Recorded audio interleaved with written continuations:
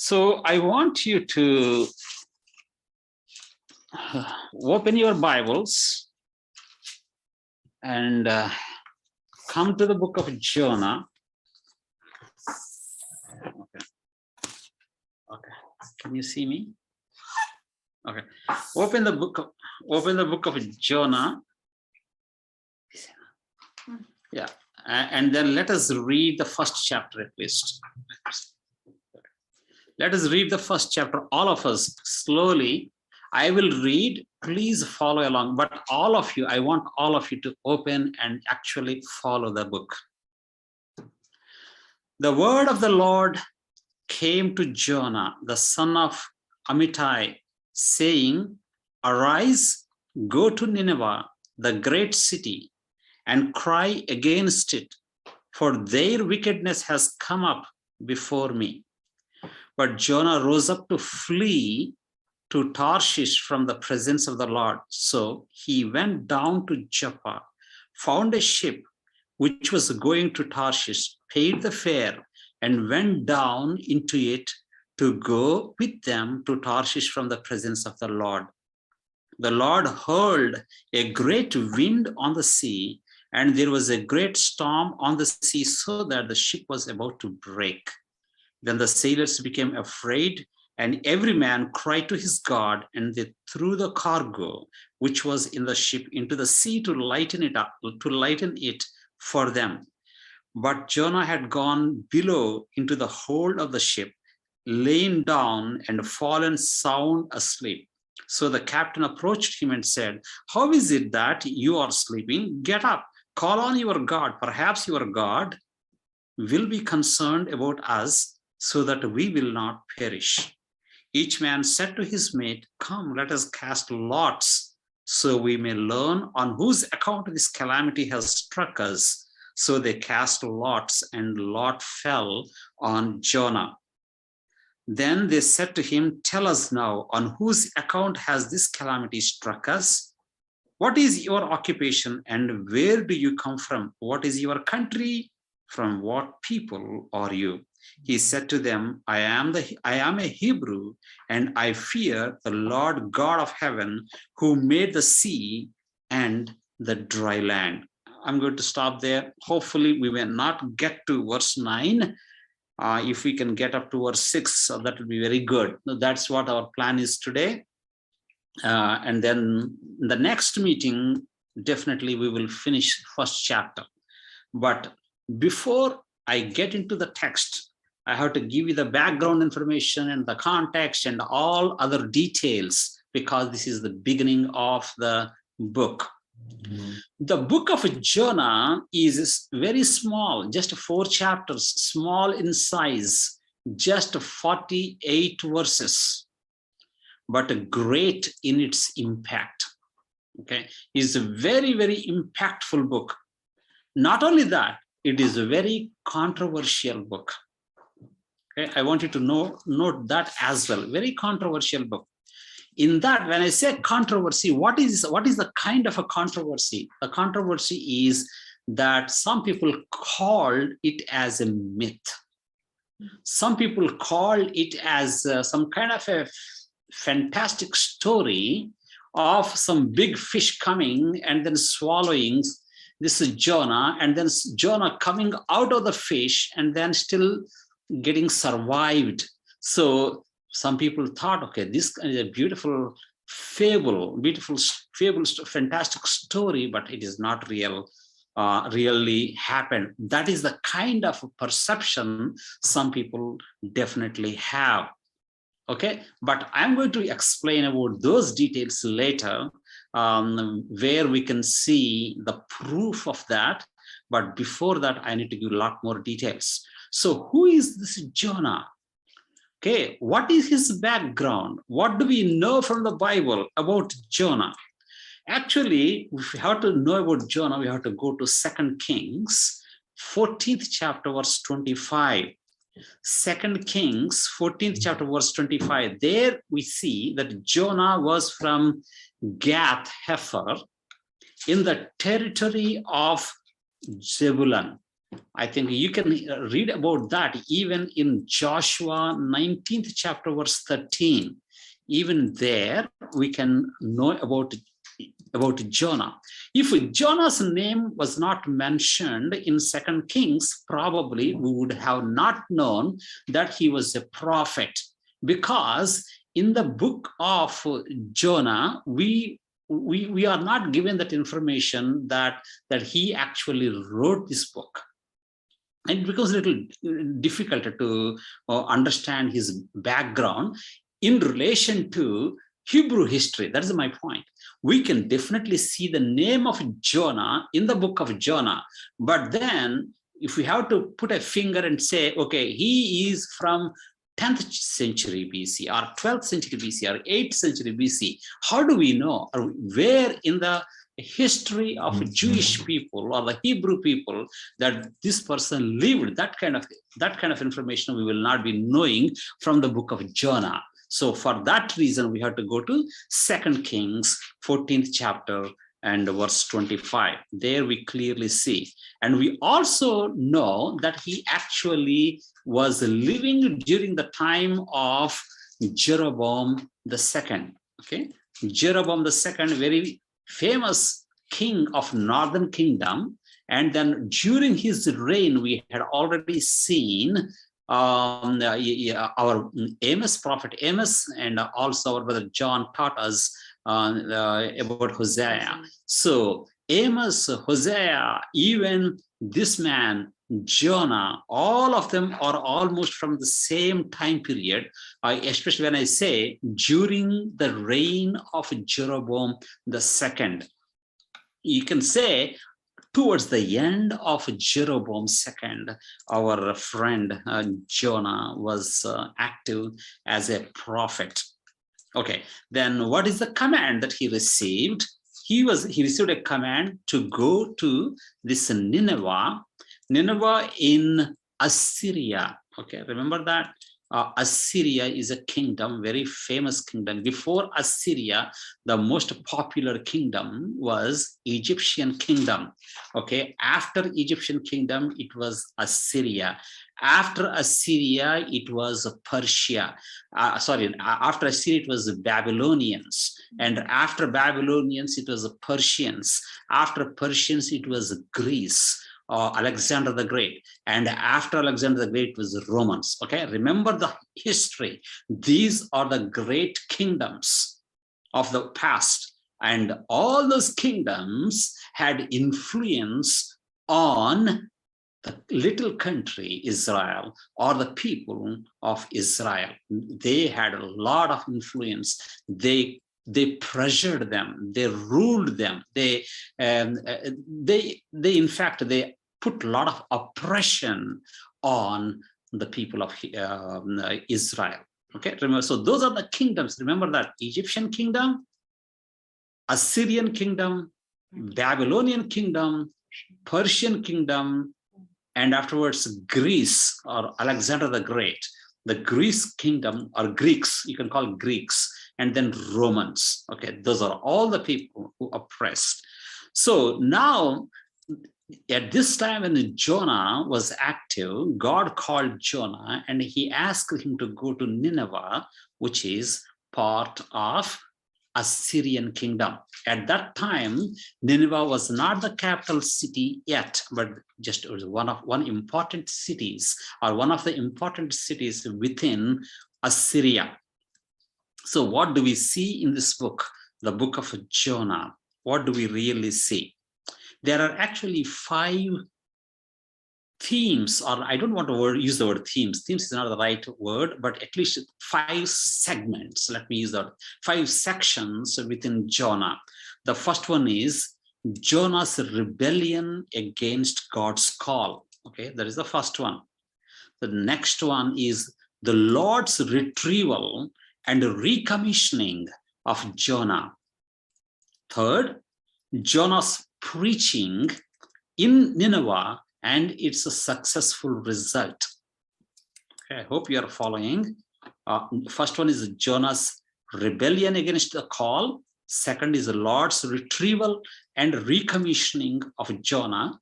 And third is Jonah's preaching in Nineveh and its successful result. Number 4, then the prophet's complaints at the Lord's compassion towards Nineveh. Okay, he was complaining. That is what we see in the 4th chapter. And then the 5th section is the reproof God administered to this prophet, this disgruntled prophet, the way that God talks to him and the kind of reproof that he gives to the prophet. So these are the 5 sections within this book, within these 4 chapters. Then let me give you some historical background. Okay, this is very important. Now, can you present that, the one that I had shown? I shared one small paper, the document. I want you to look at that. Vishal is present. He's projecting that. Just bear a minute on that. Yeah, can you make it big a little bit? Yes. Okay. Yeah. You may have to pull it up a little bit. Pull it up. Yeah. Here we see kings. Yeah, that's good. Okay. Here we see the kings of Assyria starting from 1354 BC and until 608 BC. And after that, Nineveh was defeated and there the kingdoms ended. Almost like 600-700 years of kings of Assyria. Okay, now in that list, if you carefully look at it, so I want you to look carefully about this one guy, Ashur-nasir-pal, number 2. On the left side, you see 884 and 1880. The second one from the bottom. Yeah, that guy. Okay, look at that guy. Okay, Ashur-nasir-pal. So and after him, we have Shalmaneser. Okay, this is Shalmaneser was the king who came to northern kingdom and then defeated King Ahab. You remember the King Ahab, the wicked king, and his wife was Jezebel. And so that is the king, King Ahab. King Ahab was defeated by Shalmaneser. But before that, you look at that Ashur-nasir-pal second. And this king was known for terror. This Ashur-nasir-pal was known for terror. These are all terrorizing kings. They are not ordinary kings. They used to go and then defeat the neighboring countries and then take the people of that country, take the king of that country and all the military people, all the nobles of the country, and then drag them into Assyria. And then the kind of butchery, the kind of cruelty, the kind of persecution they committed against the people, so-called their enemies. You know, we all know about ISIS, right? We all know about ISIS. Yeah, ISIS is like nothing before them. Okay, the kind of cruelty they exhibited before them, it was almost like taking those captives and pulling them alive with ropes, with all the body parts hanging, taking the people and cutting them live, hands and feet. Because I have a lot of details, but I am so hesitant even to talk about those details. If I tell all the details, all the crimes, all the butchery and the heinous things they used to do, you will not even be able to sleep tonight. And that's exactly what I experienced, because for this, as a preparation for this, I had gone through the history of Assyrian kings and I looked at them and I read about the crimes that they committed, and they boast This guy, you look at that, I put an arrow that Ashur, Nasir, Paul, 884 and 858, and then Shalmaneser, the people. They, in fact, they wrote in their oracles, country oracles, that means country history. They wrote, this is how we did. We brought the enemies and then we skinned them. We removed the skins and then hanged them on the walls. We took the heads and then hanged them on the poles. And these are just nothing. What I'm telling you, I'm not telling the details, gory details. They did unimaginative cruelty towards their enemies. So-called enemies, they are not real enemies. These people would go and then plunder the countries and bring the people. Yeah, they put chains. In fact, the way they bring this captives is they put a chain here, like animals. They put a chain here and then pull them to the country. And then afterwards they kill them there. And the kind of unbelievable. So these two people actually wrote about it, what all the crimes they did. They not writing, in fact, they boasted. They boasted. This is how we treat. So beware. Do not even try to look at us. We are that kind of ruthless people. And then you keep going to the top. Then we have Shamshi Adad and Adad Nirani. See, what happened here is, when we come to this Adad Nirani number 3, okay, this is where we say 810 to 782. So at that point, the kingdom of Assyria started becoming a little weak. Okay, I put a bracket. Remember, look at that bracket. Shalmaneser number 4, Ashur Dan, and Ashur Nirani number 5.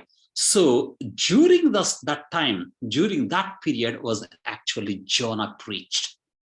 Okay, during the time when they were weak. But when Jonah reached the message from God, there was a 100-year-old history of Assyria and about their cruelty. I'm only talking about the cruelty. They have been there for many years, but they had a very horrible, cruel history of 100 years. So all the surrounding countries, all the surrounding nations were terrorized. So he exactly knew what kind of people they were. When Jonah received the message, he exactly knew. So what happened here in the bracket period, you see 782 to 745. Yeah, during that time, what happened was there are some certain things happened in the kingdom of Assyria. Number 1, they had famine. Okay, the first thing is they had famine in 765 and 759. During that time, even during that period, famine is one problem. The second problem was internal revolts happened. And afterwards, again, there is another big thing happened was there was a full eclipse, solar eclipse. I think the solar eclipse was what happened in 763 BC. When those things happened, suddenly they became a little fearful. They became a little mellowed down. Those 3 kings, they became a little mellowed down, but that was not their case. They were always cruel people. Even not only the kings, even the armies and the people, they were very cruel. The normal way of treating people is take a big fish and then take the fish and then hit the other person with on the face with a fish, holding the tail, and then just slap the other person with the fish. That's very normal. Yeah. And that's, they don't care whether the person is dead or not, they don't care. They're very, very normal to them. So because of those 3 things, internal revolts, famine, and full eclipse, what happened? Their receptivity of our Jonah's message was a little better there. Otherwise, probably, we do not know. But anyway, God is the one, and the sovereign God, he orchestrates things. Yeah. But the hearts of the people were kind of receptive because of those 3 things. What happened? Okay, that is something that you all should know. Then look at that afterwards. What happened after this Ashur Niran number 5? There came during the end of the period, number 5 period, end of 745. There was an internal revolt, and then came this very famous guy, Tiglath-Pileser number 3. Okay, you're seeing there? Look at that. That guy is a very, very famous guy, Tiglath-Pileser. And when he came to the power, then he became very, very powerful. Now all the old ways of cruelty, brutality, everything came back with the Tiglath-Pileser. And this guy actually came to Israel.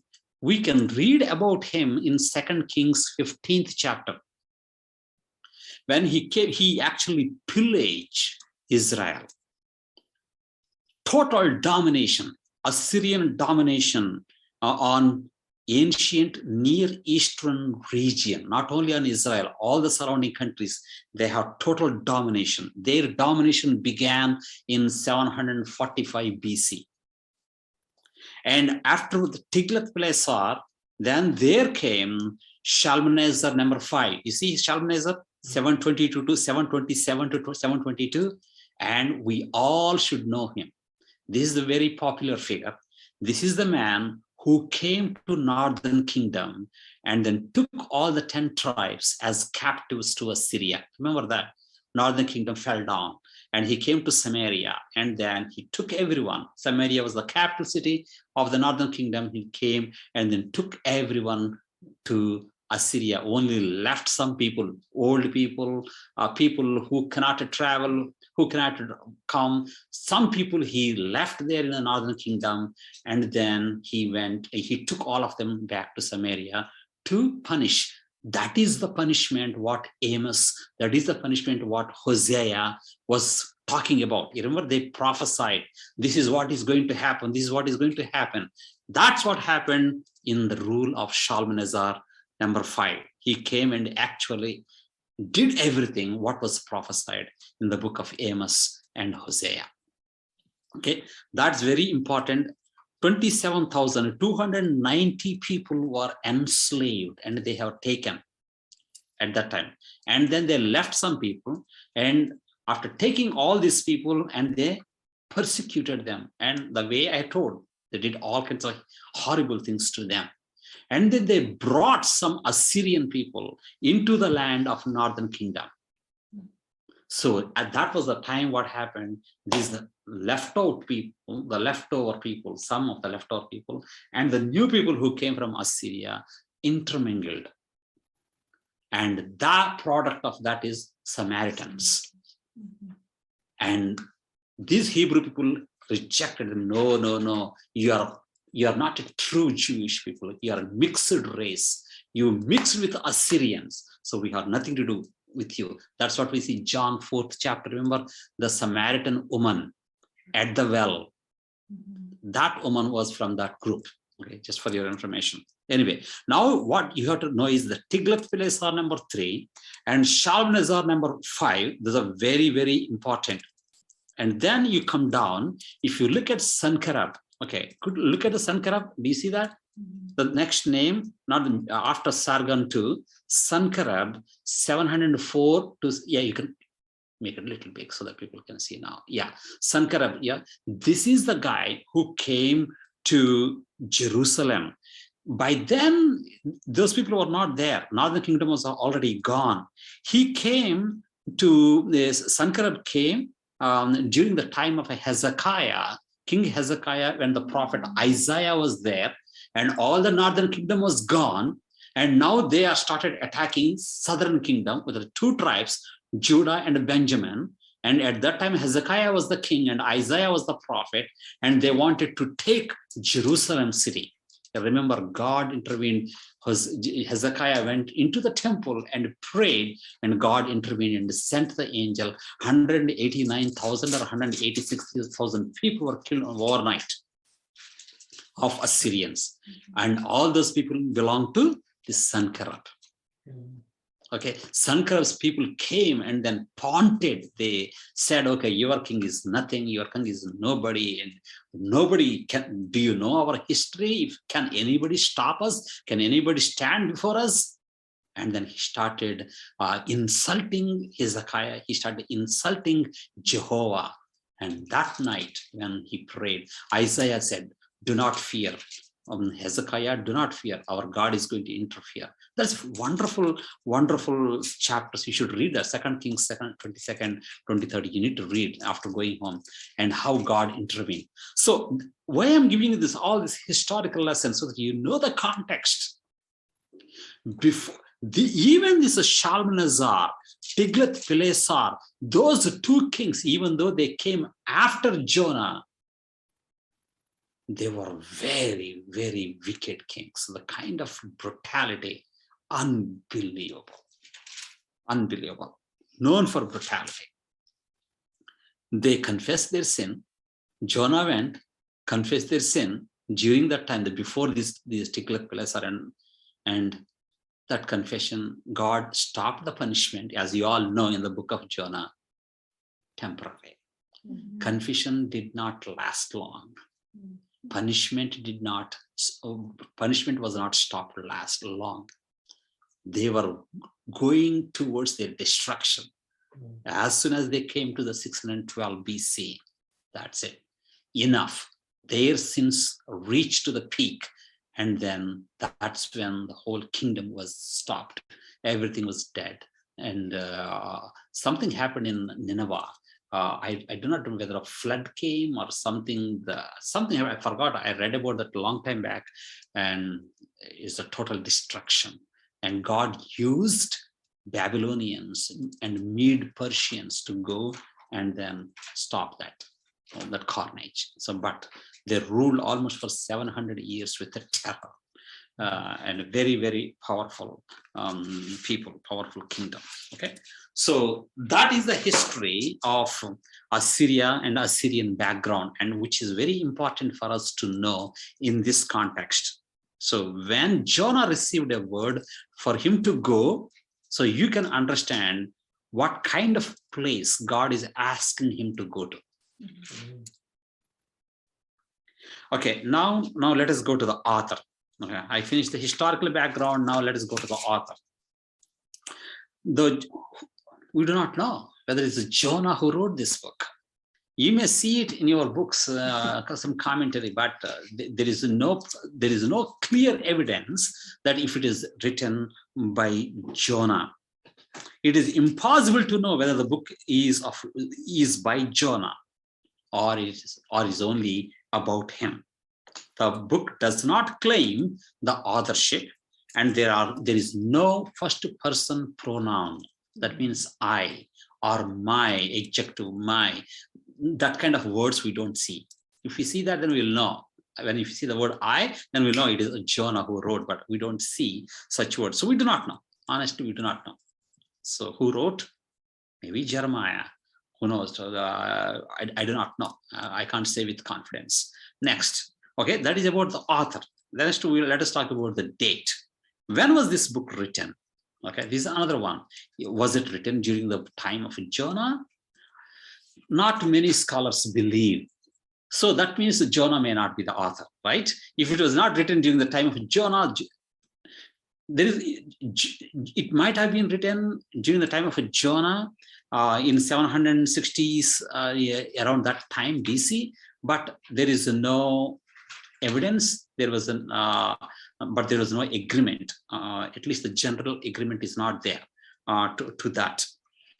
So the only thing what people can say confidently is in 200 BC, okay, there were 12 prophets very, very clearly identified in the history of Israel.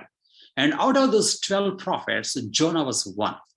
That means that definitely by 200 BC, the book of Jonah was written. That does not mean to say it was written in 200 BC. All that I'm saying is by 200 BC, it was known that he was one of the prophets. But most of the people who believe it was written by the commentators who believe it was written around post 500 BC. Okay, between 6th and 4th century BC, that means around 5th century BC, during that time, probably it might have been written. But they believe that it was written in post-exilic period. Okay, so that is one thing that we should know. And why do they think that it was written during that period? What are the at least what are the markers? On what basis can we say that it was written in 5th century BC? There are certain Aramaic words. Okay, in the original language there are some Aramaic words, and the grammatical construction, and also the Persian influences, the king of Persia, Persian influences, because the kind of language used by the Persian kings was used in the book of Jonah. Persian kings were not even there. Their influence, they were not well known until 5th century BC. The kind of words are, for example, the decree given by so it was written like by the decree of the king and his nobles. Jonah 3rd chapter verse 7. That phrase is normally actually says that it is something of Persian's phrase. Okay, the word decree. There was a decree from the king and his nobles. And there's one more.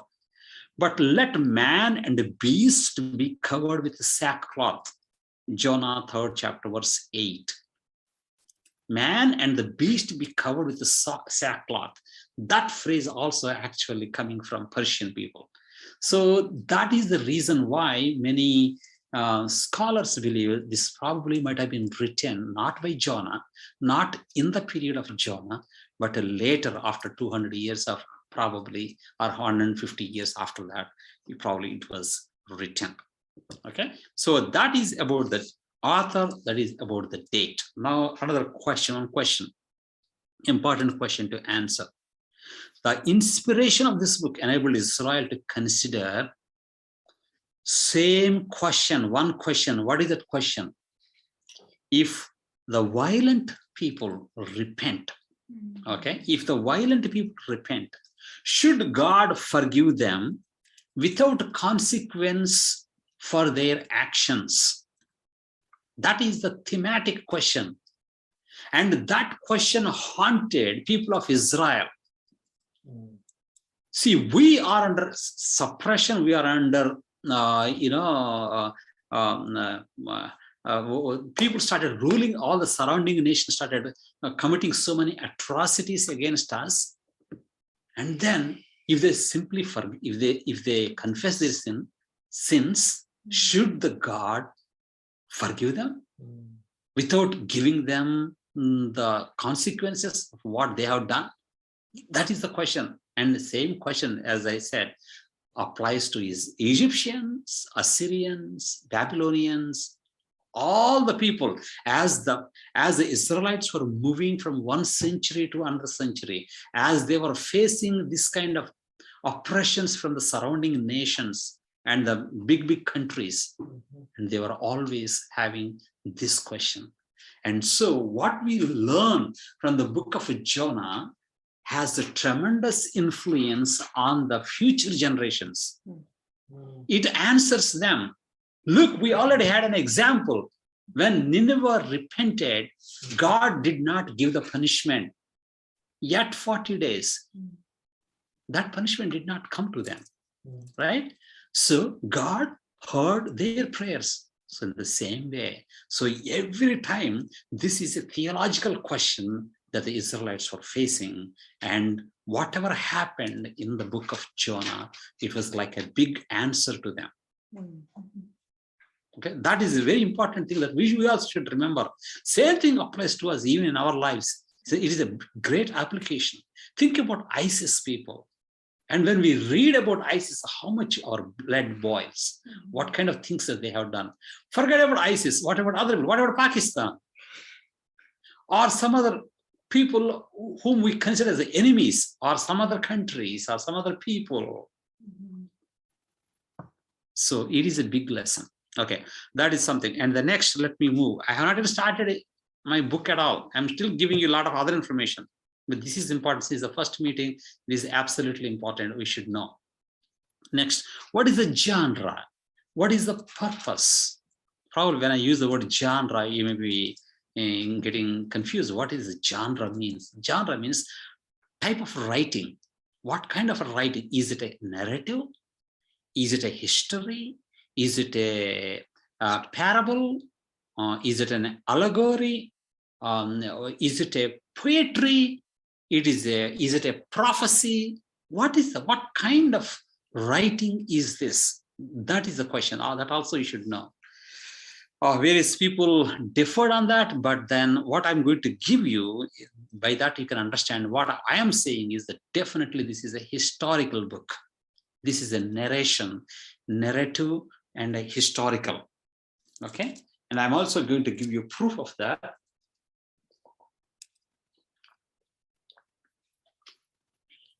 There are at least 7 miracles in the book of Jonah. Minimum 7 miracles. I'm going to give you the reference also. The first one is the sudden providential storm. Okay, when he was in the ship, the storm came. It came suddenly. 1:4, chapter 1, verse 4. Number 2, the falling of the lot upon Jonah. In the ship, when they were trying to identify who was the cause for this storm, the lot fell on Jonah. That itself is a miracle. Third miracle, the immediate calming of the storm. The minute this man was thrown into the waters, the storm subsided. That is the third miracle, chapter 1, verse 15. The falling of the lot, you will see chapter 1, verse 7. Now, fourth miracle, the divinely appointed fish coming and opening its mouth right at the time. That itself is another miracle. 1:17, chapter 1, verse 17.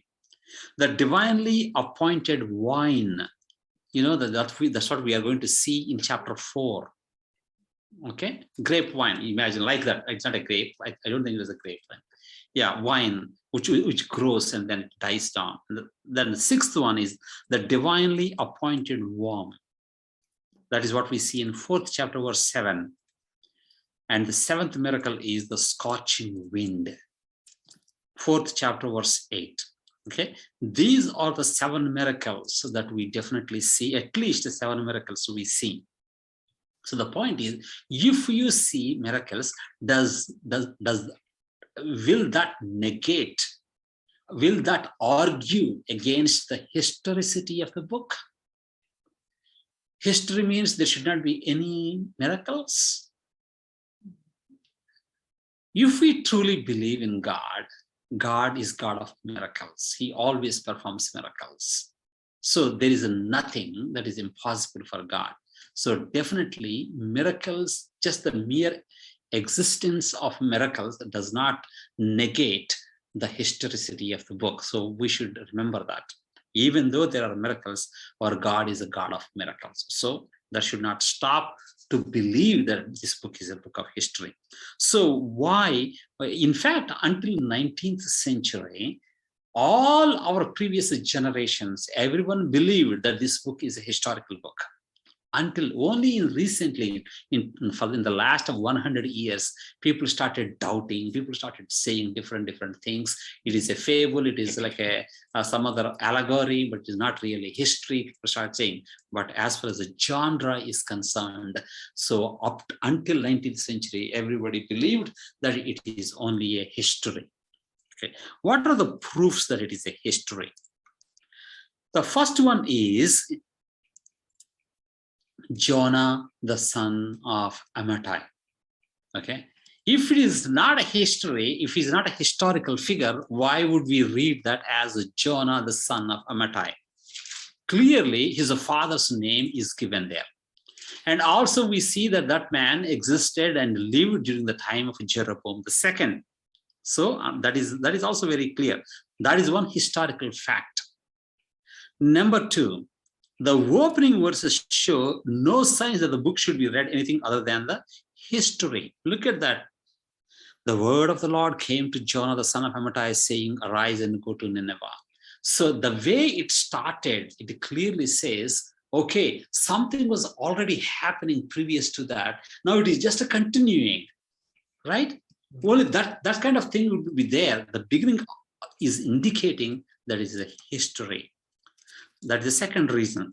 And the third reason is even the Jewish scholar, Josephus, okay, the very famous Jewish scholar, Josephus, actually in his first century Jewish history, okay, which he wrote, and he actually mentioned about Jonah. So that is another evidence that this is a historical book. Even if you don't believe all these three evidences, there is a great evidence. Yes, Jesus himself said, talked about Nineveh, and not talked about Jonah. Okay, that's what we see in Matthew 12th chapter, verse 41, and also Luke 11th chapter, verse 32. Clearly, Jesus is talking about, he says, the men of Nineveh will stand up at the judgment with this generation and condemn it, for they repented at the preaching of Jonah, and now one greater than Jonah is here.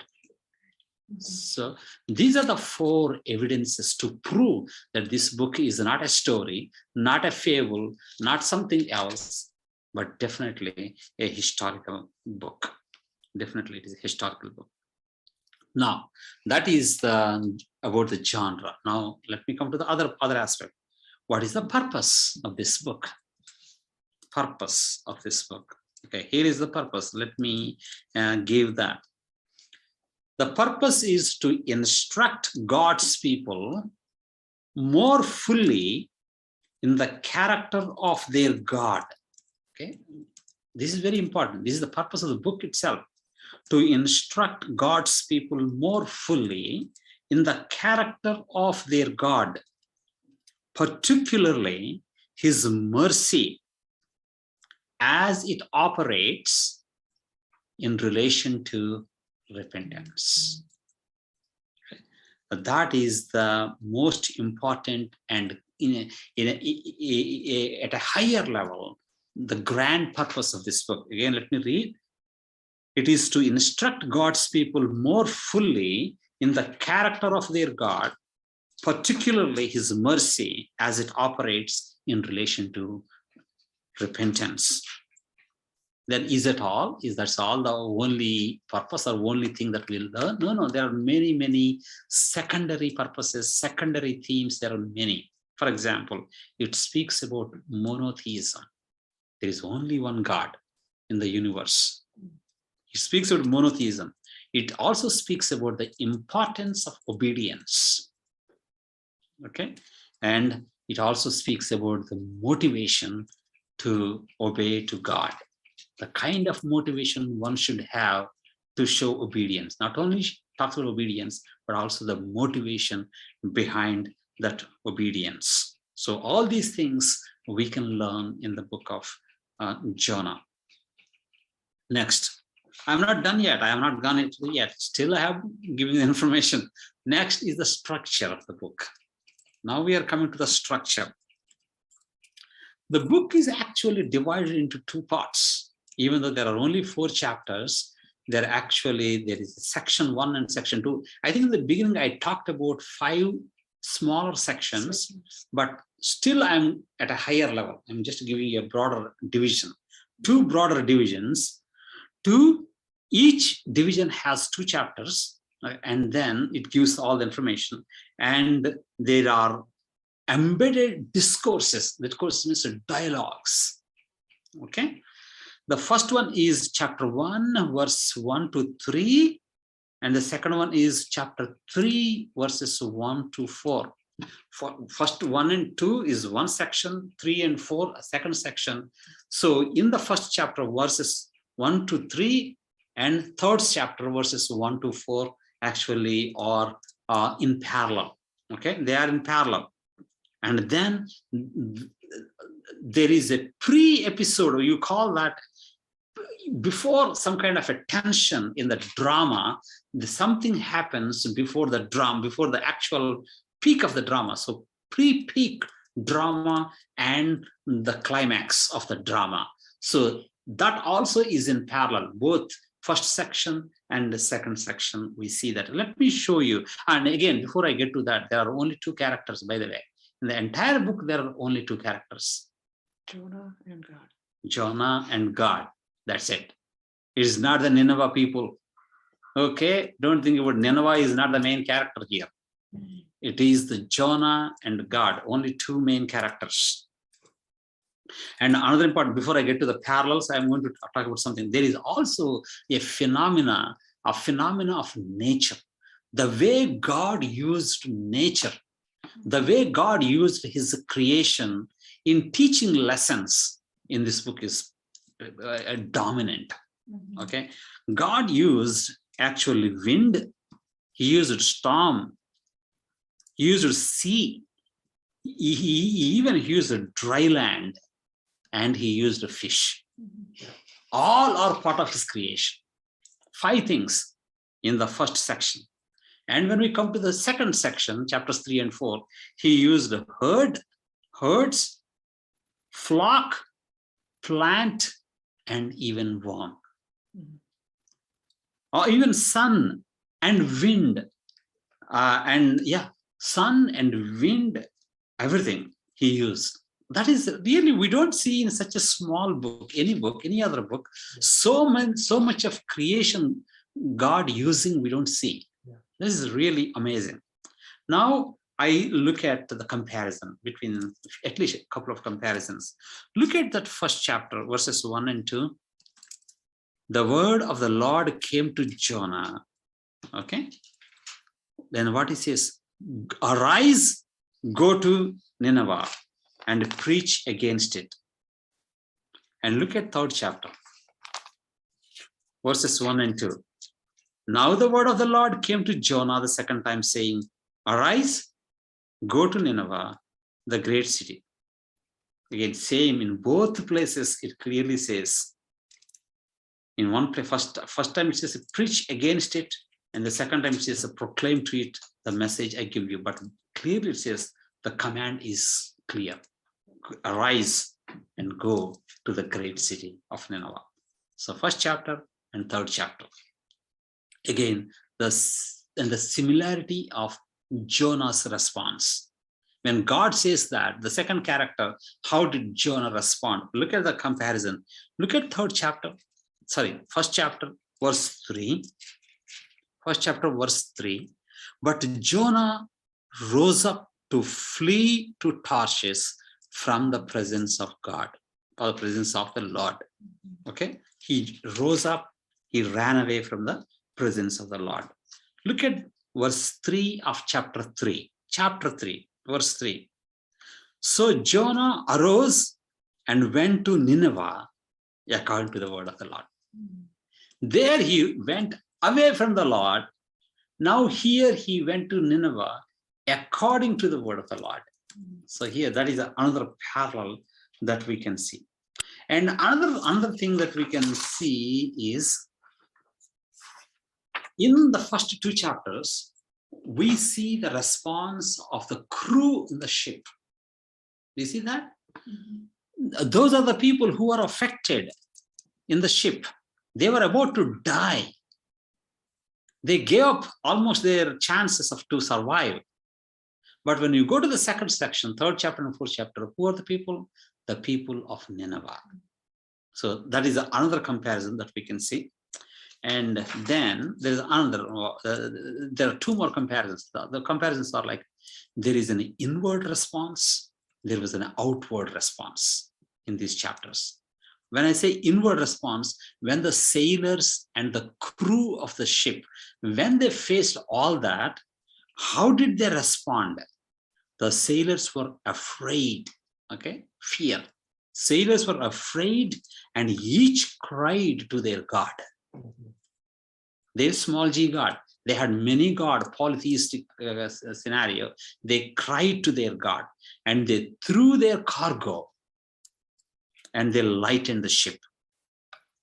And how did the Ninevites, the Nineveh people, how did they react? I'm talking about inward response. This is inward. The fear of God came into the hearts of the people. And how did they react? The Ninevites believed in God. When Jonah came and gave that warning, what did they do? They believed in God. They declared a fast, and all of that, from the greatest to the least, put on a sackcloth. That's what they said. These are positive responses. Both to the positive responses, there, Nineveh people, and here also, they feared God, and also here. But when we talk about the sailors and the crew people in the ship, I don't think at that time when they feared, it was not the Jehovah God they feared, their own gods. Okay, that's just something that we should remember. Now afterwards, what happened? When they identified Jonah, when they asked about Jonah, who are you? Where are you coming from? And all those such kind of questions, they identified him, the lot, and all that. Then came to know this man is actually he's a Hebrew, and then he worships God, the God of heaven. The beautiful word. What he used the God of heaven. I think the phrase is a very important phrase. The phrase that Jonah uses. I worship the God of heaven. I think. Something he says that then the response, their outward response is, maybe he will take notice of us that we will not perish. That is the first chapter, verse 6. That was the response of sailors and their outward response. They feared God, but later on they had that outward response. They took notice. Maybe he will take notice of us. Who? The Jehovah God. Maybe he will take notice of us and we will not perish. And likewise, even the response of Ninevites. What was their outward response? 3rd chapter, verse 9. There they say, who knows? God may yet relent and with compassion turn from his fierce anger so that we will not perish. Yeah. See the optimism, see the expression of faith in them. There was an inward response with the fear of God. There was an outward response in the trust of God. Okay, both we see in both groups of people, sailors as well as the people of Nineveh. Then chapters 2 and chapter 4, important chapters. These two chapters are just Jonah and God. Jonah and God. Only two characters. Entire thing is, that's it. Nothing else. Okay. My goodness, I finished. I think then comes the outline, but I have outline with me, but I can't give I don't know, maybe I have to take a picture of this and then send to you. We'll do that. I'll take a picture and give you the outline of Jonah so that it will be very, very easy for you to follow. Just I'm showing you, look at that. Are you able to see it? little bit. That is the outline of Jonah. If it is our brother John, he would have made some Excel PowerPoint presentation right now, but unfortunately, I'm running short of time. I do not have time. That is the problem. Okay, now we are coming to the real book. Do you still have patience? Can you still sit through, or do you want me to stop here? 8:14 right now.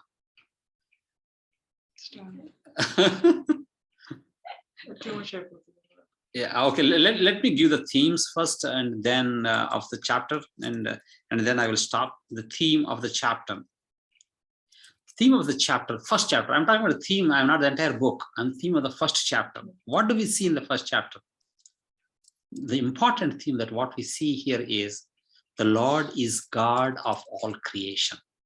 Remember, it's always about God. It's not about Jonah. It is not about Ninevites. It's not about sailors. That we should always remember. It's God and God. We are trying to understand God. who he is, what kind of person he is, what he likes, what he does not like. The more that we know about God, the better our lives will be. That is the most important thing here. So what we are learning in theme in the first chapter is the Lord is the God of all creation. The second theme, running away from Yahweh is foolish. That is the second theme. You can't run away.